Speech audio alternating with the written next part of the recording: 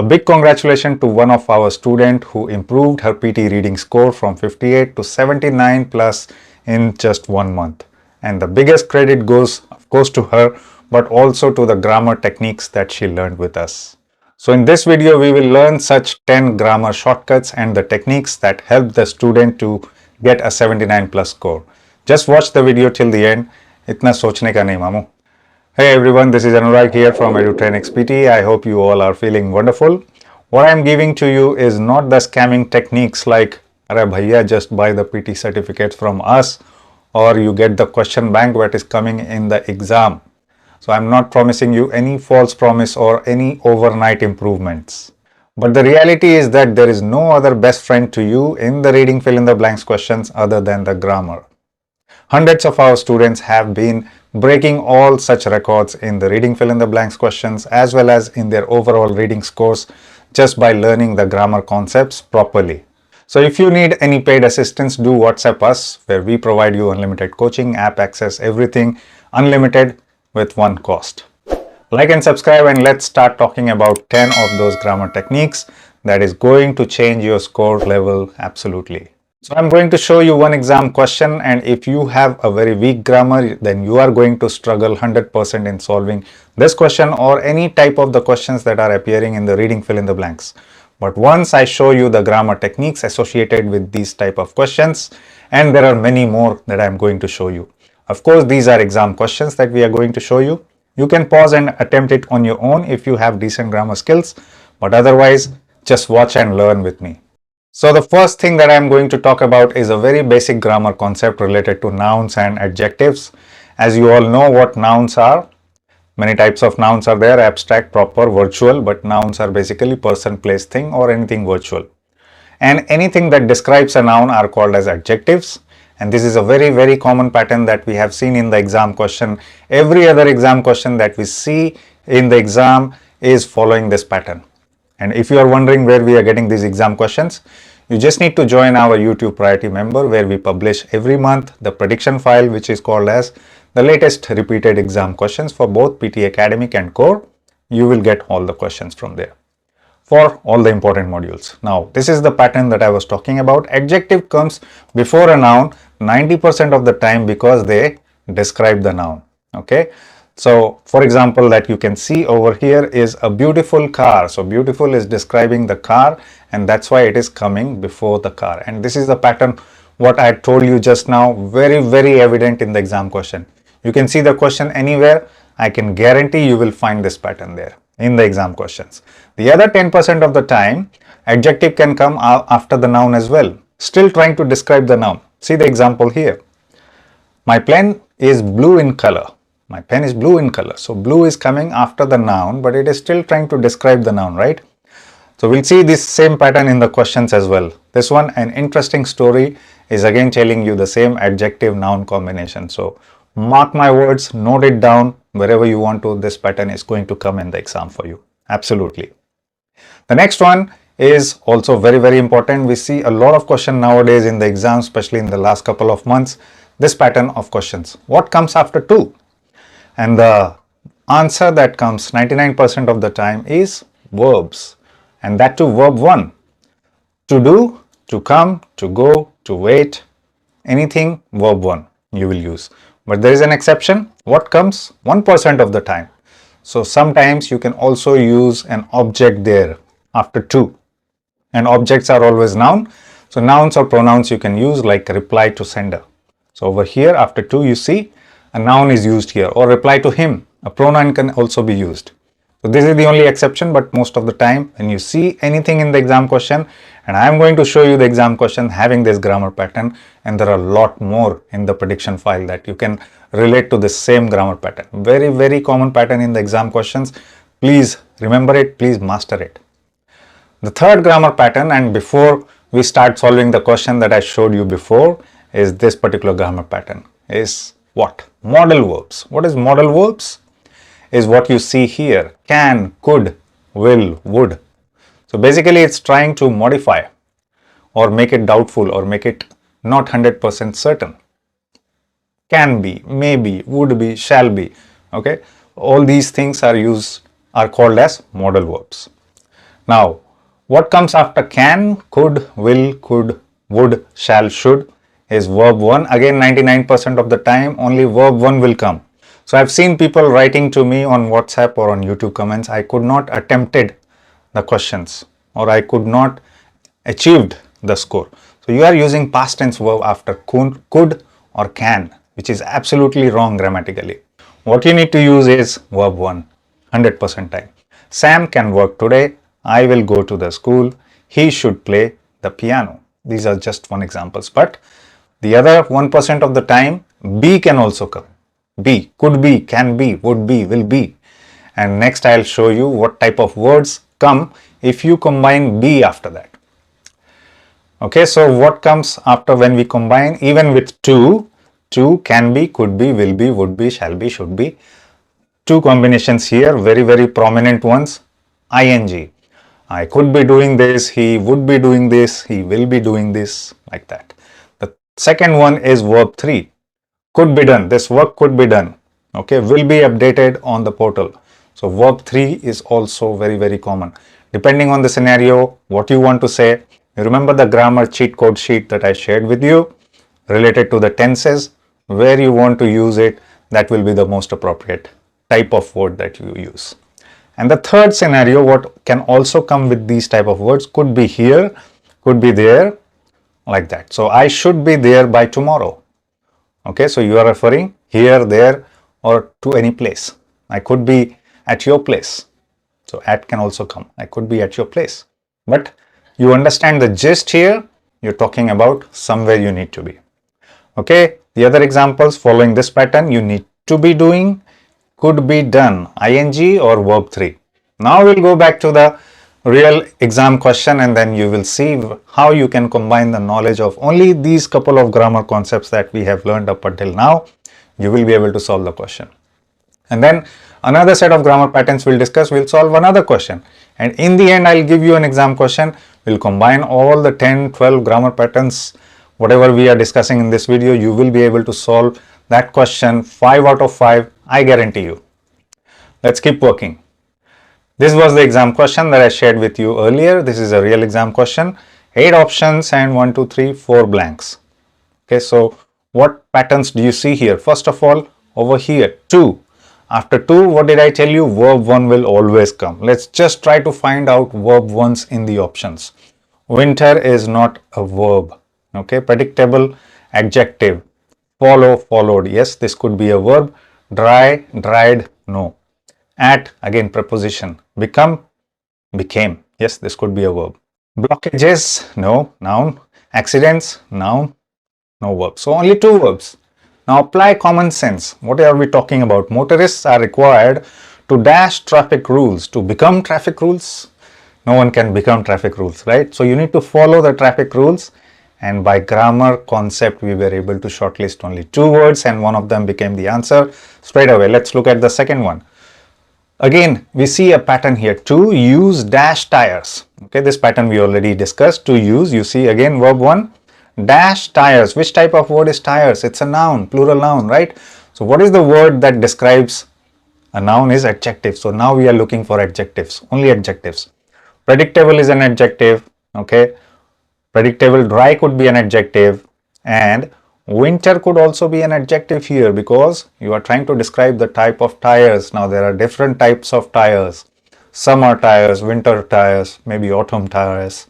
Depending on the seasons, they make the tires. So in this case, although winter is a season, but in this case, you can use it as an adjective. So mind it, there could be exceptions in the English language, full of exceptions. Second one, and then third one, can. As road conditions can dash icy and treacherous. So what are we talking about? Again, same grammar pattern that we learned. After can, verb 1 will come. Now we already used verb 1, which is follow. The only other verb 1 remains is become. Can become icy and treacherous. As simple as that, very easy to solve. And the last one, to avoid. Again, see the same grammar pattern. To avoid, always visible, whether it's there in the blanks or not, it will be there in the questions. To avoid unexpected dash. Now don't get confused or don't get disoriented by thinking that this is a verb here. Okay, is it doing an action? It's not doing an action. I told you in previous grammar videos as well that verbs can be used as an adjective as well. How? If I say I'm developing a software, so I use developing as a action, as a verb. But if I say India is a developing country, so I'm describing the country using the word developing, that becomes an adjective. So in this case, unexpected is an adjective and we need a noun. How you can figure it out? Because we are not talking about any action. Okay. To avoid, avoid is already a verb. To avoid, avoided, that is already a verb. So we can't use two verbs together, right? Unexpected dash. What are we talking about? Use some context. Additionally, drivers must be aware of wildlife crossing, particularly in rural mountainous areas, to avoid unexpected dash. Noun, plural noun, accidents, not blockages. Accidents, because animals can come in front of your car, and use some common sense. Grammar has done the job, helped you to find out or at least shortlist the answer. Just apply common sense to get the answer. Very simple. Next exam question. Again, you can pause the video and you can try to attempt the question on your own. If you can't do that, or if you still don't have those grammar concepts in you, just wait a little bit more. We are going to discuss that anyway. So I'm not going to do the question now, but after I show you the grammar tricks associated with this question. Again, this question I have picked it up from this particular month's prediction file, latest exam questions. And if you still don't know how to do it, just go to our channel from a laptop, click on join button on our channel. You join the YouTube Priority membership. And once you join that, you not only get the prediction file, you get the spelling list for the fill in the blanks and also early access to our videos or some member exclusive videos as well. Okay, just to clarify, we are not offering the course as part of membership, just some extra facilities. It's a very minimal cost associated. Right, the next grammar concept, very, very important one. Okay, perfect. Perfect is a tense. That's what I have written here, perfect. So these are the words that are used with perfect tenses: has, have, and had. Okay, had is used in the past and has and have is used in the present perfect. Okay, what comes after has, have, had? Always verb 3. Always verb 3. Only in case where you are using has, have, had as an action, like I had my food. Instead of eaten or ate, I had my food. I had my breakfast. So only in that case, this pattern is not applicable because you are not using it as a tense there, right? But you are using it as an action, as a verb. So after has, have, had, always verb 3, past participle will come here. You can see the examples. Has eaten, have done the homework, had seen the movie. Always. If you see this type of words, always go for verb 3 in the options and then select the common sense, apply the common sense, whichever tells you the best answer. Next pattern is what comes after been, perfect been, has been, have been, or had been. What are these three? What comes after these two is two of the things. So I'm discussing two grammar patterns here, two shortcuts here. Verb 1 in ing form, like coming, going, doing, eating, and then verb 3 has been, eaten, driven, completed, washed, all those words in the verb 3 form. Now there are two types of verbs, if you don't know, regular and irregular verbs. Regular verbs has only two forms. Okay, so wash, washed. Even in the third form it remains washed. But irregular words like go, went, gone will have three forms. So that's the difference. Don't get confused. So what I was telling you is has been eating, had been doing, has been studying.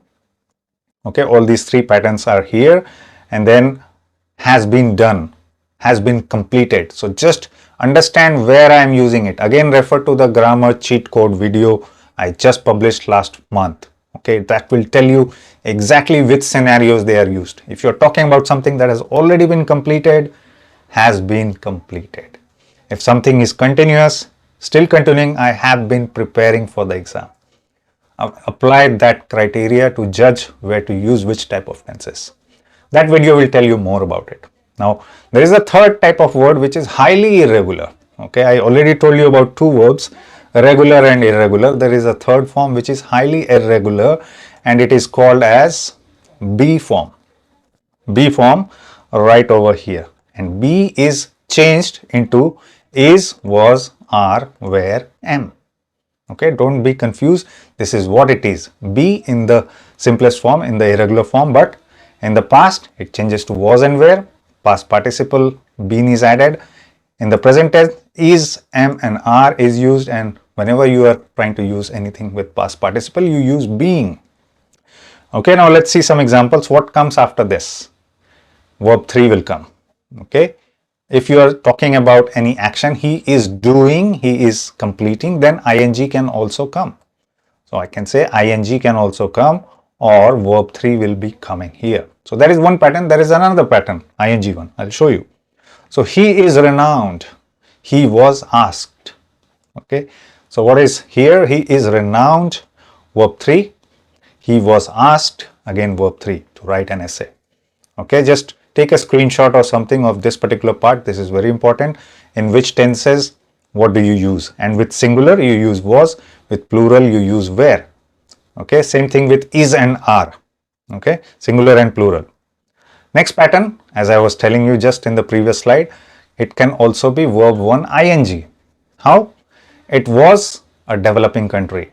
He is running, he is sleeping, he is eating, he is doing whatever. The same pattern that I was talking about with the same verb form, which is called as highly irregular. Okay, you don't need to remember these terminologies, you only need to use them. Okay, if you are 100% confident in using them, then you don't need to remember what is modal verb, what is highly irregular. Forget about it. Just understand the concept. Next pattern, again related to highly irregular, is what comes after is, was, are, were, am can also be an adjective. Okay, like in the previous example, he is a renowned artist. So I describe the noun there. Okay, for example, you can say he is famous. It is a fabulous day. It's a fabulous day. I am excellent in maths. So you are describing yourself, you are describing day in this example, and you are describing he in this example. Everywhere you are describing the noun, so an adjective can also come with this form. Okay, now you have learned these concepts, whatever 4 or 5 concepts we talked about, shortcuts we talked about. Now let's go back to the question, and I'm sure you will be able to do much better than that if you attempted before. Now you see some patterns in these type of questions. I picked up this question specially to demonstrate these concepts. Okay, handpicked. Is, has, where. Okay, one of them do not have the pattern because I don't design the question. I choose the questions for you which have more number of patterns so that we can learn about it. So let's do the question. Researchers have been debating that global warming is dash. Is dash. You are trying to describe the global warming. We need an adjective. Let's look at the adjectives here. Tremendous is an adjective. Polluting could be an adjective. Irreversible is adjective. Psychological is an adjective. So 4 adjectives are here. Which one do you think? Is tremendous? No, we're not talking about good things. Tremendous. Oh, it's tremendous. No, not making sense. Global warming is a bad thing. So is polluting? Polluting is not, global warming is not polluting anything. It's an effect of pollution. Okay, so when we pollute, that causes global warming. So this is not polluting. It is talking about irreversible. And if you read the context more, you're trying to implement major reforms to stop this event, and then changes of pollution seems never stopping. And then somewhere in the passage, it also talks about irreversible changes. See, right over here. So sometimes answers are given in the passage itself. So that becomes our first answer, irreversible. Now among the scientists, it has dash, has verb 3. How many verb 3 here? Handed, caused, and given. 3 verb 3s here. It has given a major stir. No, it has caused a major stir. So you always cause a stir. Cause a stir is also used as a collocating words. Okay, so remember that. Causing a stir. So that becomes our second example, second answer.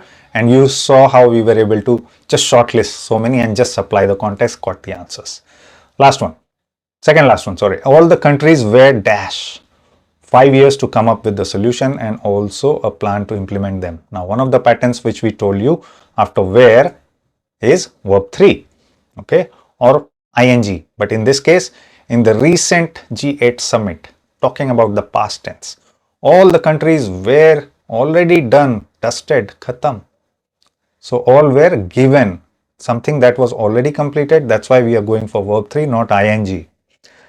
Okay, so that becomes the pattern. And then last one, time is definitely dash out. This is a collocating question. Time always runs out, my dear friend. So start preparing early. Learn the grammar concepts. Running out. Time is running out. Simple, very normal usage word, not a difficult question. Okay. Now I'm going to show you some interesting grammar shortcuts that will definitely change the way you are preparing for the exam. Just hold on. See a lot of grammar patterns here in this page, and also the last one is very, very important before we do the exam question, combining all the grammar shortcuts that we learned today. A, what comes after A? A and N are indefinite articles that are always used with nouns. Okay, so this is a grammar rule. Always used with noun, and that too singular. And you have to use with a word starting with a vowel sound, and A with the rest of the words. The, you can use that, this is called as the definite article. You can use it with singular or plural nouns. Now the remaining one object, one pen, one mic, always singular noun. If I say one of the phones, one of the latest things, always plural nouns will come.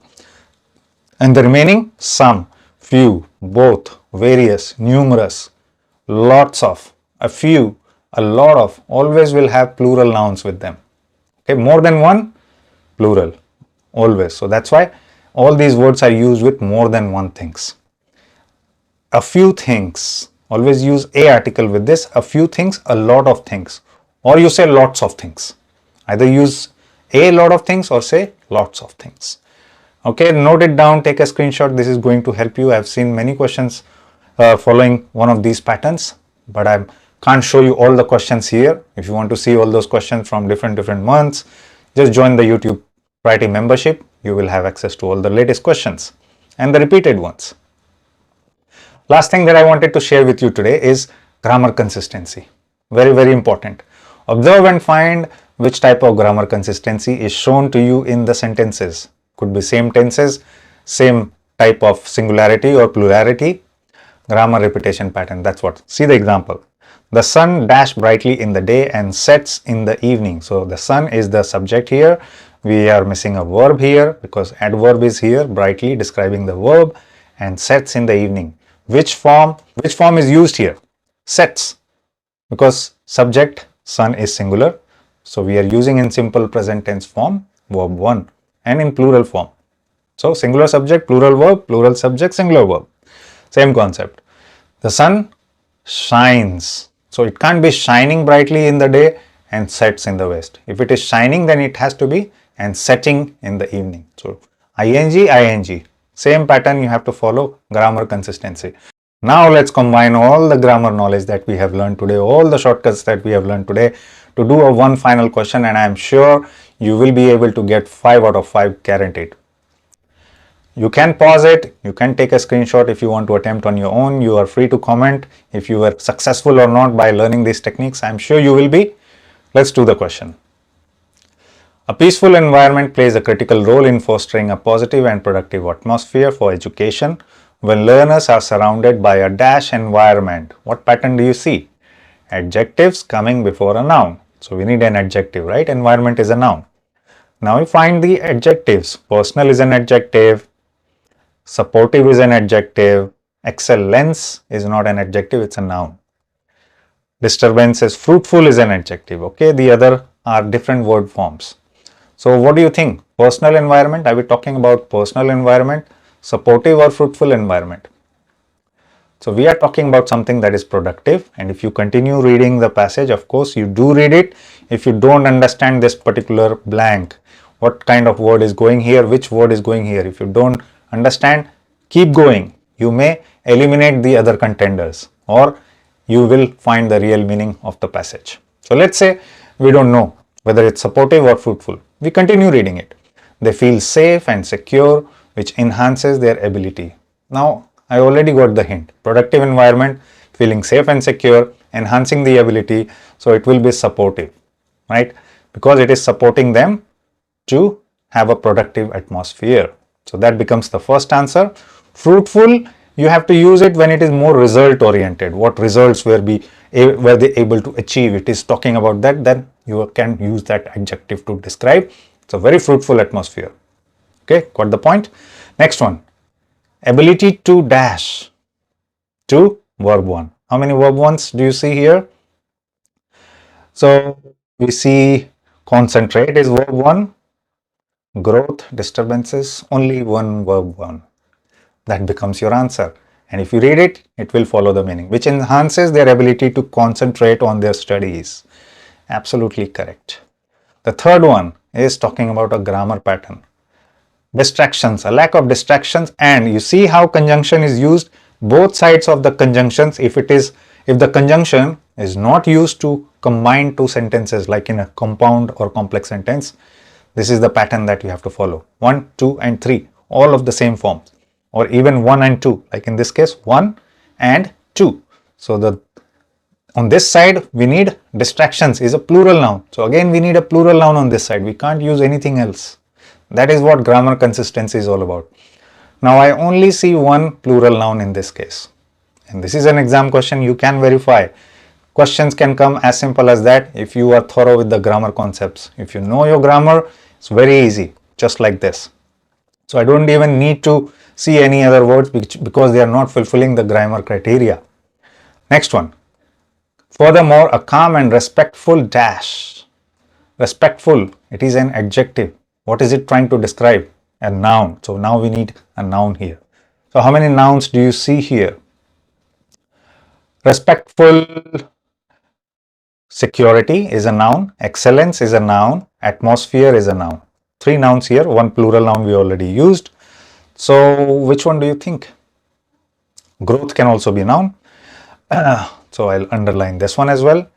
Respectful growth among classmates, respectful security, respectful atmosphere, or excellence.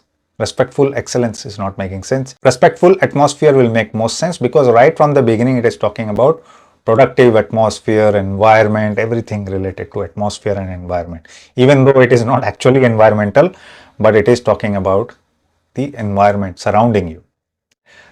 The last one, which are vital for dash development. What dash development?